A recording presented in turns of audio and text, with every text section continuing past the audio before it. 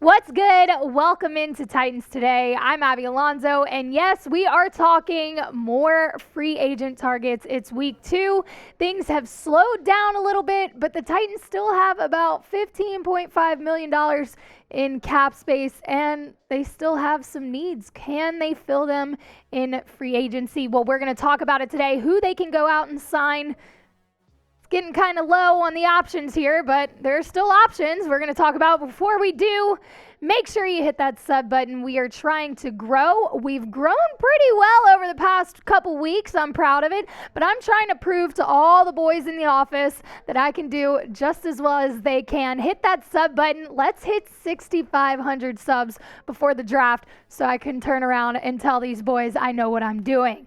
All right. Let's talk more free agency because it's never going to end, at least not until the draft, when we have something else to talk about. So the moves that have been made already: Andre Dillard, first guy to be signed by the Titans in free agency during the tampering period. Andre Dillard, Luke Gifford, Azeez Al-Shire, that was the first Rand Carthon guy brought in during free agency, followed by Daniel Brunskill. Some good additions to the O-line there. And then you move on to Arden Key, who was the third Rand Carthon guy to be brought in. Again, I'm here for it. I'd like to see guys that the new GM is familiar with, he's comfortable with, he trusts. Good, bring him in. You trust him, we trust him, let's ride. Nick Westbrook-Akene has re-signed Naquan Jones as well. Sean Murphy-Bunting was the most recent signing the Titans made, a cornerback from the Tampa Bay Buccaneers. He will do, hopefully, some good things for the pasty that was absolutely atrocious this past season, worst in the league. He should be a key piece to fixing that and hopefully not being the worst in the league in 2023. Grade the Titans free agency period so far. Again, it's not over. They still have time to make some sneaky moves. Hopefully they do make some sneaky moves, but grade it up to this point. Give it an A, B, C, D, or F for fail. If you hate it, give them an F. Head down to the comment section. Let me know your thoughts on how the Titans have done through free agency so far. We are now going to talk about the possible guys they could still go out and get, because like I said, they have done a pretty good job of starting to fix the problems on the O-line, especially. They addressed the pasty, filled up on some linebackers, but there's still questions specifically at the wide receiver position. I hear y'all loud and clear. You're now calling for them to draft a wide receiver, which I don't think is a terrible idea. There's some good receivers in this draft class, but you can draft the best wide receiver in this draft class and still not have the veteran leadership in this wide receiver room that you need. You can't draft that. You have to go out and get it. These are some guys that could bring that characteristic to the receiver room. You've got Jarvis Landry, OBJ, of course, DJ Chark, Mecole Hardman. All these guys, again, veterans. You know what I see a lot of, though? Injuries. As much as you would love to see OBJ in a Titans uniform, I don't know that happens solely because of the money aspect. It is OBJ. I don't doubt that he can get back to where he once was, but he did tweet recently that $4 million wasn't enough. He's not asking for 20, but $4 million isn't enough. How much is he asking for? He hasn't really put a number out there yet, but I can guarantee you it ain't cheap. Jarvis Landry just came off a 1-year deal with the Saints. Injury, went on IR, ankle. This isn't really somebody that seems to be on the upswing. Look, I love Juice, but I just don't see him in Tennessee. DJ Chark probably has to be my guy on this list. Yes, he's injury-ridden. Like I said, everyone on this list is injury-ridden, so really pick your poison. DJ Chark would bring that speed threat, the deep threat, veteran experience. He is on the healthier side if you look at these guys on this list.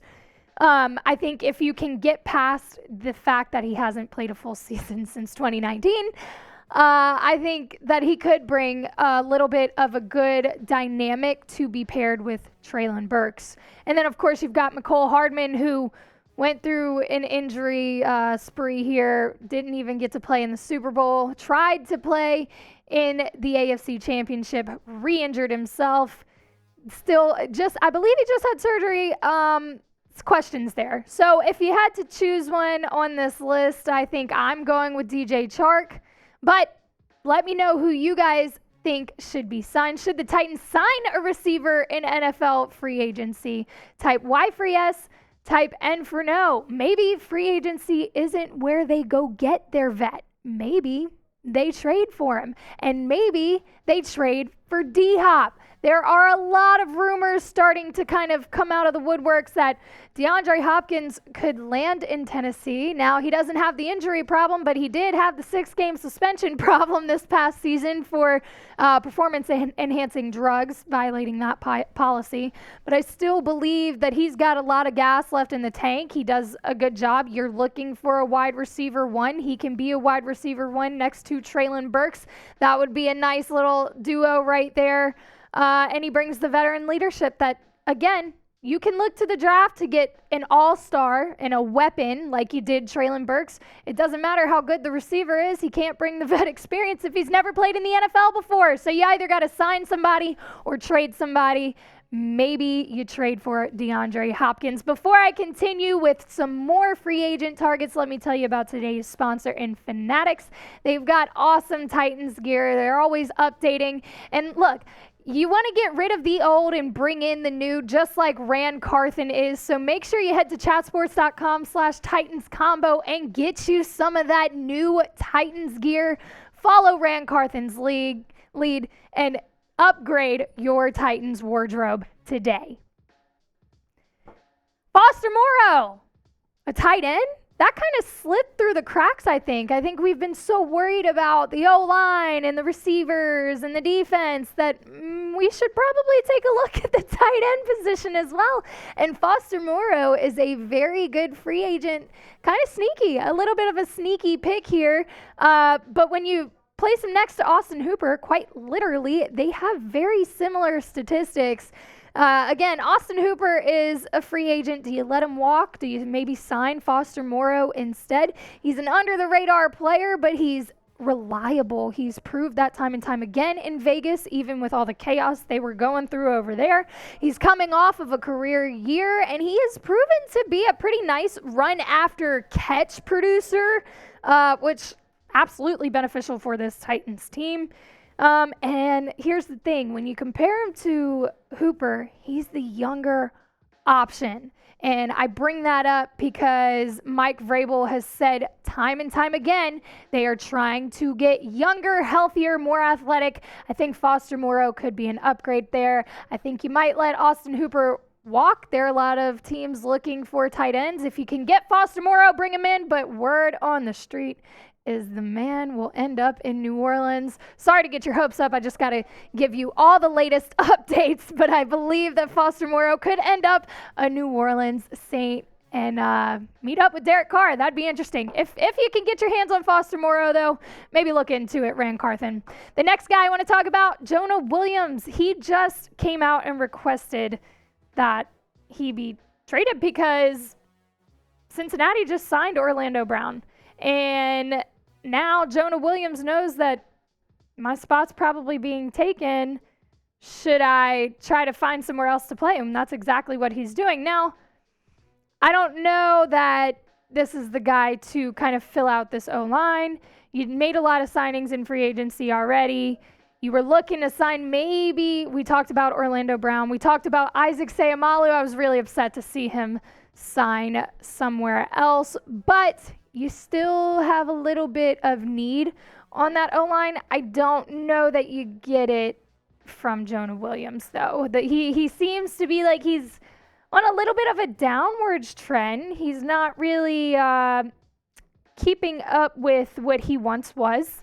And if you're trying to revamp an O-line and completely change things around, as you've proven throughout the first week of free agency, signing Andre Dillard, Daniel Brunskill, cutting guys like Nate Davis and Taylor Lewan, Ben Jones, or letting Nate Davis walk, you are trying to bring in guys that are going to elevate the O-line. You don't really want to bring in guys that are on a downswing. Again, you've let the older guys walk or cut them. You want to bring in younger, newer, full of life guys who have potential, who have high ceilings. I don't know that Jonah Williams is the guy to bring in, so I'm going to pass on him. And finally, I got to do it to you because why not? Lamar Jackson. Look, his name has been out there for a while. It's a little bit intriguing as to why he hasn't signed with a team already. There are a lot of teams looking for quarterbacks, specifically a running quarterback, MVP caliber quarterback. This is an opportunity, a golden opportunity. Why hasn't he been signed? I don't think it's injuries. Yes, you got to take that into account, but I think it's more money. Deshaun Watson's contract really screwed up the quarterback market. People don't want to pay that much money for a quarterback. However, Lamar Jackson wants to be paid. Now, I will say this. The odds for where Lamar Jackson will play in 2023 have taken a drastic turn because now the Tennessee Titans have a 20% chance of landing him just behind the Ravens. So, yep, the Ravens have the highest odds and they are followed by Tennessee. Curious, and that is quite interesting to me because we've pretty much shut down the quarterback conversation since Carthon said Ryan Tannehill was going to be a Titan.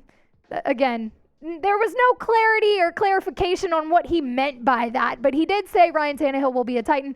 Josh Dobbs just walked. He's back with Cleveland. You still have quarterback questions, so this is relevant. And Adam Thompson from bookies.com said this, speaking of staying relevant, the Tennessee Titans have been looking for a way to keep up with the Chiefs, Bengals, and Bills atop the AFC. In terms of the regular season, they largely have. In terms of the postseason, they have not. And fingers have been pointed at the quarterback position as to a big reason why. A backfield of Lamar and Derrick Henry, that might do it. Trading Ryan Tannehill to Baltimore and a move for Lamar would work in terms of salary cap and give the Ravens a decent quarterback in return. Lots to break down there. Yes, a backfield with Lamar and Derrick Henry could be potent, especially in the AFC South where we're going to watch these teams level up. The Texans just made all kinds of signings and trades. They are gearing up for what could be a franchise spiraling, changing the culture season. You're going to see the Colts probably do something. You got to compete, and you got to make big moves, bold moves to do that. I think maybe bringing Lamar into Tennessee could be that big move that you need to be able to compete in the division, not just in the division, but in the AFC. You're on the cusp of postseason time after time, and you just can't get there. Make the big moves so that you can get there. I think Lamar Jackson, maybe not, I don't know how it exactly works out. I don't know the details of this trade or this signing, how it would happen. You trade Ryan Tannehill to Baltimore. I don't know that happens. It would take a lot. It would cost a lot. But is this a move you make for the foreseeable future and for the franchise's success? I think it's worth looking into, Carthon. Which free agent do the Titans absolutely positively need to sign? No questions asked. Maybe it was one I listed. Maybe it was one that has slipped through the cracks who I completely forgot to talk about today. Let me know in the comments section. As always, thanks for supporting the show, and we'll see y'all soon.